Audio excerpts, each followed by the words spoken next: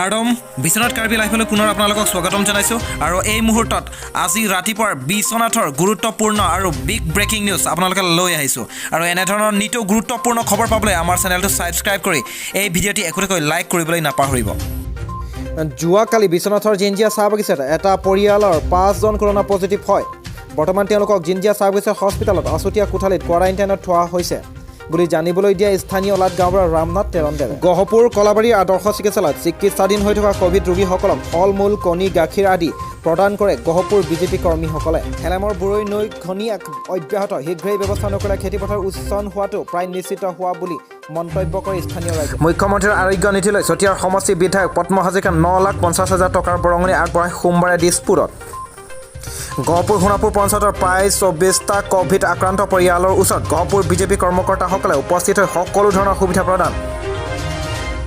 হেলেম গাঁহিগাঁও বিলতলীয়াত একে পৰিয়ালৰে দুগৰাকী কভিড আক্ৰান্তৰ পিছতে গাঁওখনত কভিড সজাগতামূলক সভা অনুষ্ঠিত হয়।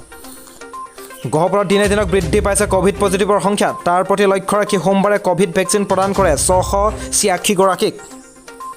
গহপুৰৰ দুবীয়া মহিলাৰ বিকাশ কেন্দ্ৰত পৰিত্যক্ত অৱস্থা পৰি আছে। হাবি বন গজিবলৈ আৰম্ভ কৰিছে। গহপুৰৰ 9খন চাহ বাগিচাৰ কৰোনাত আক্ৰান্তসকলৰ খবৰ ল'লে চাহ জনজাতি ছাত্ৰ সন্থাৰ কেন্দ্ৰীয় সম্পাদক অনন্ত সোণাই। হেলেমৰ গমিৰিত মহকুমা প্ৰশাসনৰ দ্বাৰা কভিড আক্ৰান্ত হৈ কণ্টেইনমেণ্ট জোনত থকা সকলো খাদ্য সামগ্ৰী বিতৰণ।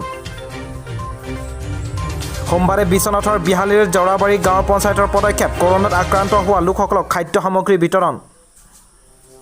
বিজেপিৰ নগৰ মণ্ডলৰ প্ৰাক্তন সম্পাদক মৃত্যুত সোমবাৰে গভীৰ শোক প্ৰকাশ বিজেপি নগৰ মণ্ডলৰ।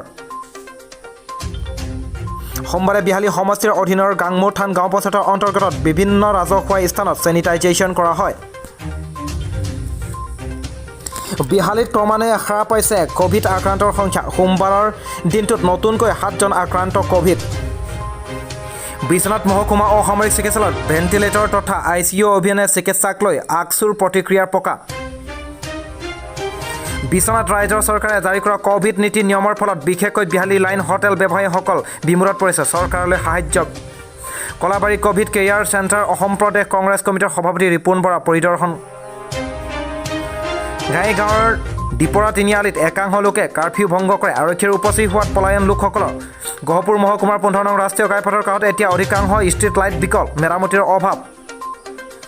ঘাইগাঁও ব্ৰহ্মাজান চাহ বাগানত দৈনিক কভিড টেষ্ট আৰম্ভ। সোমবাৰে দিনটোত বিয়লিভাগলৈ চলিল কভিড টেষ্ট। হেলেম অৱশেষত গা লৰিল মহকুমা প্ৰশাসনৰ। লাট মণ্ডলে পৰিদৰ্শন কৰিলে বুৰৈ নৈৰ খনিয়াৰ অঞ্চল।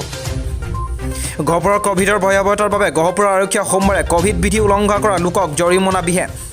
হেলেম ঘাইগাঁও ব্ৰহ্মাজান চাহ বাগানত 17খন বিচনাযুক্ত কভিড কেয়াৰ চেণ্টাৰ সাজু। বিশ্বনাথ লখিমপুৰৰ জিলাৰ সীমান্ত যান বাহনৰ চালক ৰাইজক চৰকাৰৰ নিৰ্দেশনা মানি চলিবলৈ আহ্বান হাৱাইজান আৰক্ষী চকীৰ। চতিয়াৰ ইটাখোলত 2 লাখ টকাৰ মূল্যৰ হিৰ'ইন সৈতে এজন কুখ্যাত ড্ৰাগছ মাফিয়াৰ গ্ৰেপ্তাৰ। কৰোনা দ্ৰুতগতিত বৃদ্ধি পাইছে বিশ্বনাথ জিলাত। সোমবাৰে দিনটোত কভিড আক্ৰান্তৰ সংখ্যা 1691 জন আৰু সুস্থ ঘৰলৈ গৈছে 1108 জন। বিশ্বনাথৰ বিহালী চাৰিলীয়া গাঁও পঞ্চায়তৰ প্ৰশংসনীয় পদক্ষেপ। বহিৰাজ্যৰ পৰা অহা যুৱকক সুকীয়াকৈ ৰখা ব্যৱস্থা। বিশ্বনাথ মনোবাৰী জিলা পৰিষদ সদস্য তৰুণ তাঁতী আৰু পঞ্চায়তৰ প্ৰতিনিধিৰ দলে জৰাবাৰীত বিতৰণ কৰে খাদ্য সামগ্ৰী। বিশ্বনাথ চাৰিআলি মহকুমা অসামৰিক চিকিৎসালয়ত অধিক শিশু চিকিৎসক নিযুক্তিৰ দাবী ৰাইজৰ। বিশ্বনাথ কভিড ৰোগীৰ চিকিৎসা সুনিশ্চিত কৰাৰ উদ্দেশ্যে বিশ্বনাথৰ উপায়ুক্তৰ সঘনাই চিকিৎসালয় পৰিদৰ্শন কৰে।